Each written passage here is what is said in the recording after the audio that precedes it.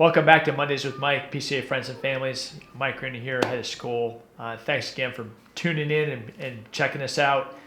Last week, if you remember, we talked about the distinctives that make PCA, the 5 combinations and what we try to do. And we asked for your feedback, and we didn't get a whole lot. Thanks for great encouragement from Sharon Gamble, so thanks, Sharon, for doing that. But no questions. So that being the case, and not wanting to give it up a great opportunity to communicate with you and engage a little bit, I'm pulling from a frequently asked question pile that I talked to some of the staff here that we get from a lot of parents.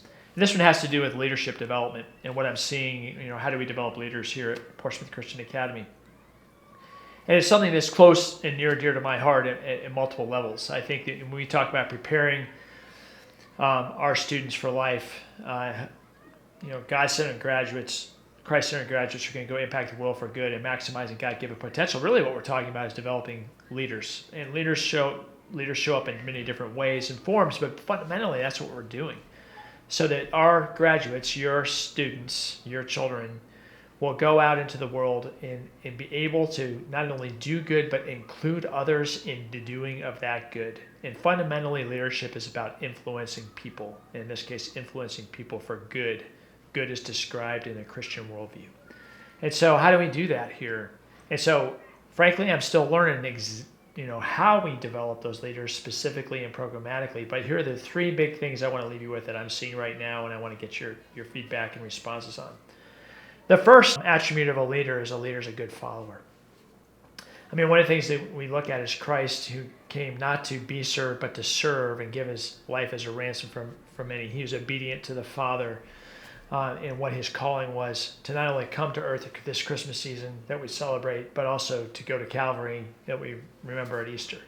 And so he learns to do that, and so we work to model that. The first attribute of a leader is to be a very good follower, which means that we have a moral framework and foundation from which all of our actions start from, and we really bring that into real clarity starting in our youngest elementary years. One of the things that Dr. Carrie Abood, our lower school principal, is doing this year down in the junior high, but specifically with the 8th grade in particular, is to increase the opportunity for students to be involved in student council and then to lead in some leadership forums and focal points for our 8th grade, starting to introduce this idea that they're leading the lower school. They are the exemplars of what our students should be, and they are role models for many of our students all the way down into PCAP. As we head to the upper school, you start to see that manifest itself more in clubs and sports and the ability to lead and class offices. And there's clearly opportunities to attain a position of leadership. And now it becomes the crucible of what do I do once I'm in it. And so the staff and faculty and coaches that come alongside that guide those class leaders, those team captains and those fine arts, stage managers, it's really all about not just leading but following, and then when do you allow the other to move forward or score the goal or score the basket. But at the core, one of the things I think we want to be more specific and deliberate about communicating is that really we're teaching you not just how to play a sport and form your character, but we're teaching you how to lead, how to bring out the best in not only yourself, but your teammates. And so one of the things I think is a big distinctive, I mentioned it last week about PCA, is that we maximize our potential, not only for our good, but for others' good. And so leadership and developing leadership is the core of who we are at PCA.